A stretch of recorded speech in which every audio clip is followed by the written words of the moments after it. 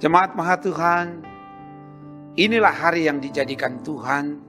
Kita patut bersorak-sorai dan mengisi hari-hari yang Tuhan beri dengan aktivitas yang menyenangkan hati Tuhan. Untuk itu, atas kehendak Tuhan, bagian firman akan disampaikan dari Titus 2 ayat 1-10. Sebelum membaca dan merenungkan bagian firman ini, mari berdoa. Ya Bapa, terangilah jalan hidup kami dengan terang firman-Mu. Sebab firman-Mu adalah pelita dan sulu abadi dalam jalan hidup kami.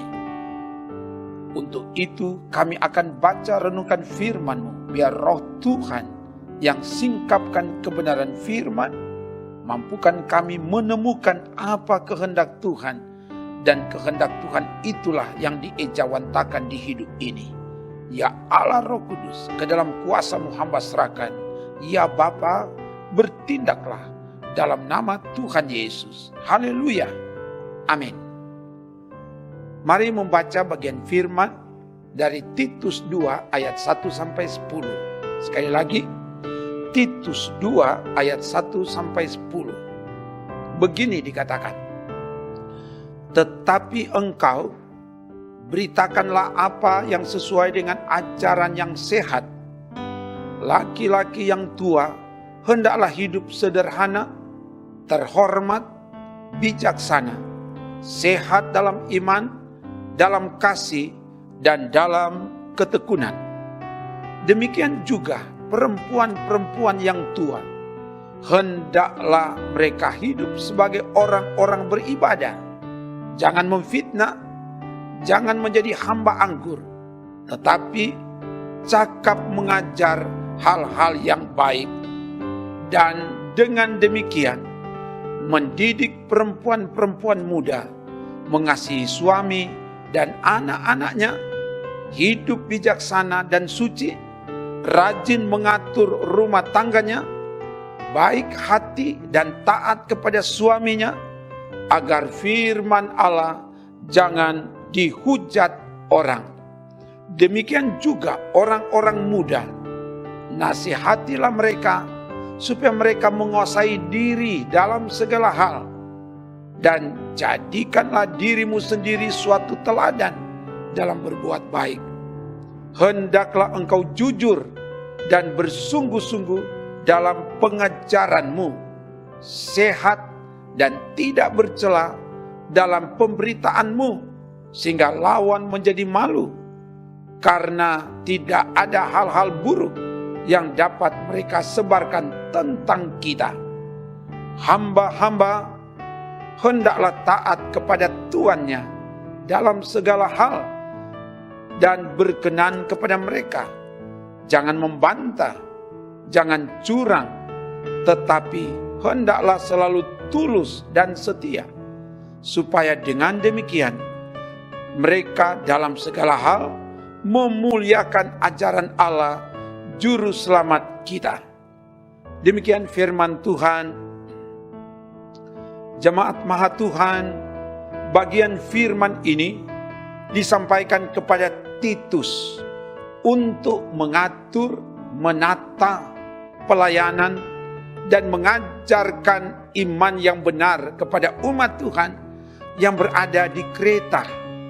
Kreta adalah pulau terbesar di Yunani yang terletak di selatan Yunani, tepatnya di daerah perairan Laut Tengah bagian timur. Luas arealnya sekitar 2 hektar. Orang Kreta terkenal dengan cara hidup yang rusak, bobrok, sulit dikendalikan, sebagaimana dikatakan dalam Titus 1 ayat 12 dan ayat 16. Dasar orang Kreta pembohong, binatang buas, pelahap yang malas. Mereka mengaku mengenal Allah, tapi dengan perbuatan mereka menyangkal Dia. Mereka keji dan durhaka dan tidak sanggup berbuat sesuatu yang baik. Mereka hidup tidak tertib. Cara hidup seperti ini telah mengacau, mengganggu kehidupan keluarga. Titus 1 ayat 10-11 nanti dibaca. Dan karena itu firman Tuhan disampaikan kepada Titus agar menegur mereka dengan tegas supaya mereka menjadi sehat dalam iman. Titus 1 ayat 13. Sambil memperkuat kehidupan keluarga-keluarga dengan terus berpegang pada ajaran yang sehat, dan itu nampak dalam melaksanakan peran tanggung jawab masing-masing anggota keluarga sebagaimana yang disampaikan dalam Titus 2 ayat 1-10. Di situ dikatakan, laki-laki yang tua hendaklah hidup sederhana, artinya bersahaja, sopan, tidak menonjolkan diri, rendah hati. Dari bahasa Yunani, nephalio, artinya mampu menahan diri. Santa Teresa pernah katakan, hiduplah sederhana supaya orang lain bisa hidup. Selanjutnya, laki-laki yang tua hiduplah terhormat, mulia, tulus, jadi panutan, jadi teladan, juga hidup bijaksana, artinya selalu menggunakan akal budi, arif, hati-hati dalam bertindak, cermat dan teliti, sehat dalam iman dan kasih dan dalam ketekunan. Ini menunjuk pada kedewasaan, kematangan rohani yang teguh, tidak mudah diombang-ambingkan. Ayat 2. Yang kedua disampaikan bahwa perempuan-perempuan yang tua harus hidup beribadah kepada Tuhan. Jangan memfitnah, jangan jadi hamba anggur, mendidik perempuan-perempuan muda agar mengasihi suami dan anak-anak, mengatur, menata rumah tangga dengan baik. Ayat 3. Yang selanjutnya, ketiga, orang muda harus menguasai diri, artinya tidak mudah terpengaruh, tergoda, punya pendirian yang teguh, jadi teladan, jujur, bersungguh-sungguh dalam pengajaran, artinya dilakukan dengan maksimal, dengan sepenuh hati, dengan penuh tanggung jawab, sehat dan tidak bercelah dalam pemberitaan. Ayat 6, 7, dan 8. Dan selanjutnya, hamba-hamba harus taat kepada tuannya dalam segala hal yang baik.